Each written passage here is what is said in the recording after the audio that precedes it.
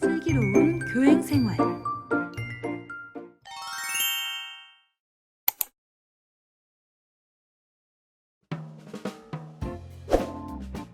학교 안에는 다양한 업무의 종류가 있는데 그 중에서 흔히 지출이라고 이야기하는 것은 가장 기본적이고도 큰 갈래에 해당하는 업무입니다.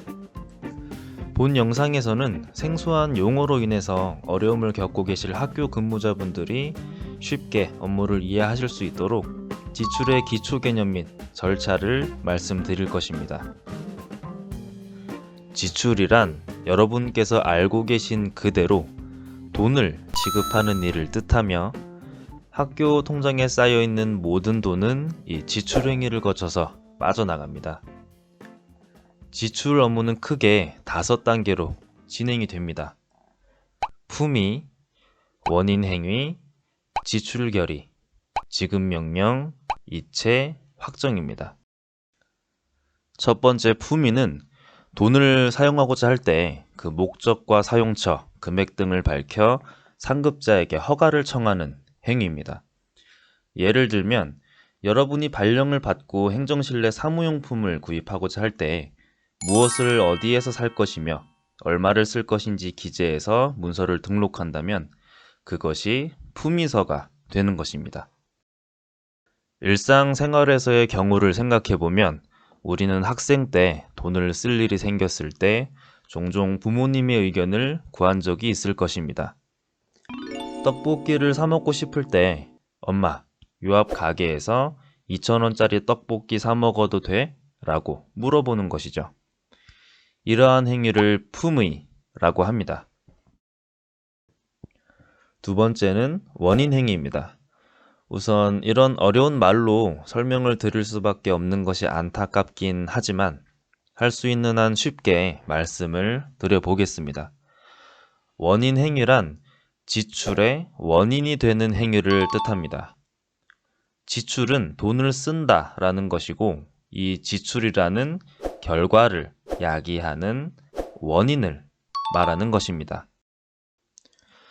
여러분이 이제 부모님의 허락을 받고 분식집에 가서 떡볶이를 먹을 때 돈을 내기 전에 뭘 하죠? 주문을 합니다.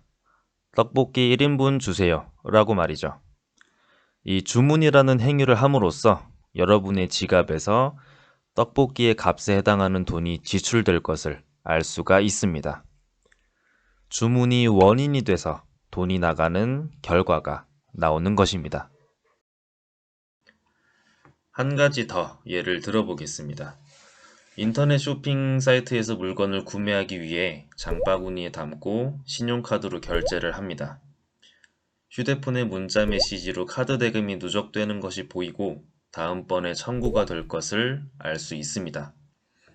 이 과정에서 물건 구매라는 원인 행위를 했기 때문에 신용카드 대금 청구라는 지출이 발생됐습니다. 이처럼 지출이라는 결과의 원인이 되는 행위를 원인 행위라고 합니다.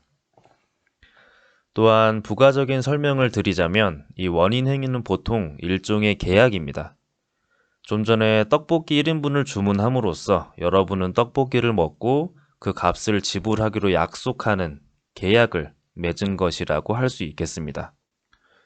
보통 일상생활에서는 부동산이나 자동차 등을 구매하거나 근로계약 같은 것들을 할 때 계약이라는 말을 쓰게 되는데 법과 회계에서는 이런 사소한 것들도 계약이라고 지칭을 하기 때문에 원인 행위는 곧 계약과 같다는 것을 잘 인지해 주시기 바랍니다. 그리고 또 하나 중요한 것은 학교에서 근무를 하다 보면 품위 결제가 나기 전에 이 원인 행위를 진행하고 영수증이나 그에 해당하는 서류를 가져오는 교직원분이 종종 있습니다.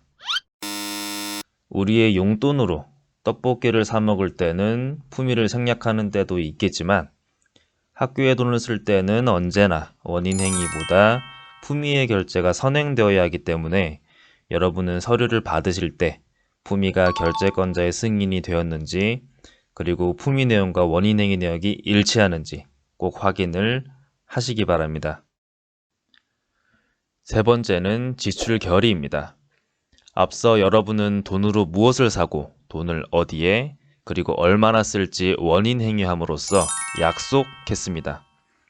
이 원인 행위를 한 번 더 확인하고 최종적으로 돈의 지급을 결정할 것입니다.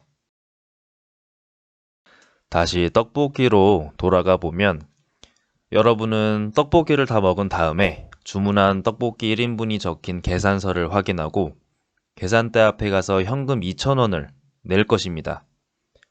계산서를 들고 결제를 하기 위해 의자에서 일어나는 그 순간, 그때가 바로 지출 결의입니다.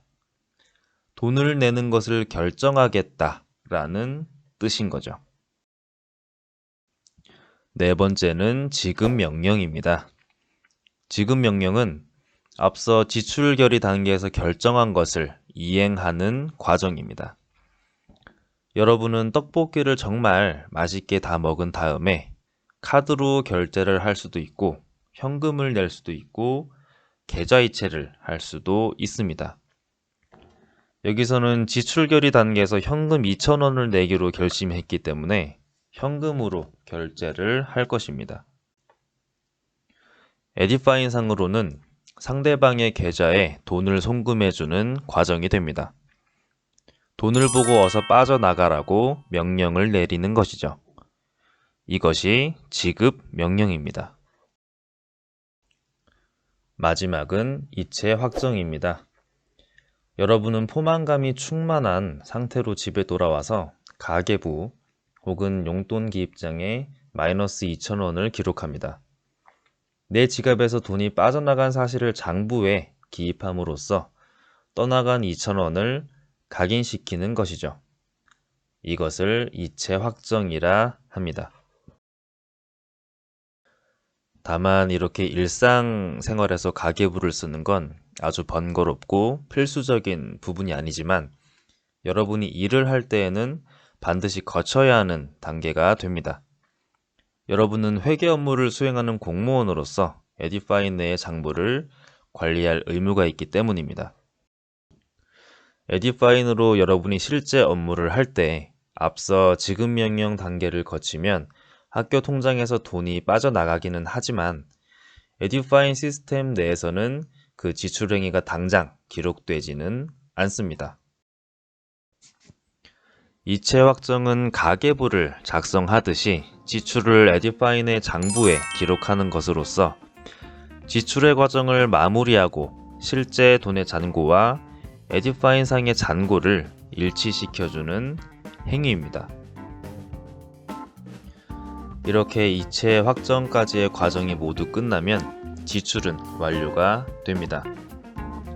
에듀파인 안에서 학교의 돈이 얼마나, 어디에, 그리고 무엇을 위해 사용되었는지 확인할 수 있고 실제 통장에서도 돈이 빠져나간 것을 볼 수가 있습니다.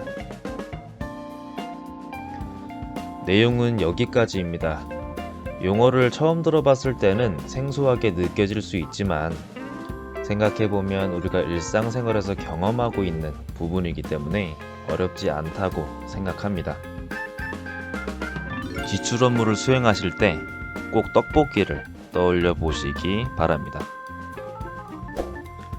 이 영상으로 여러분이 개념을 정립하는 데 도움이 될 수 있다면 정말 좋겠습니다. 감사합니다.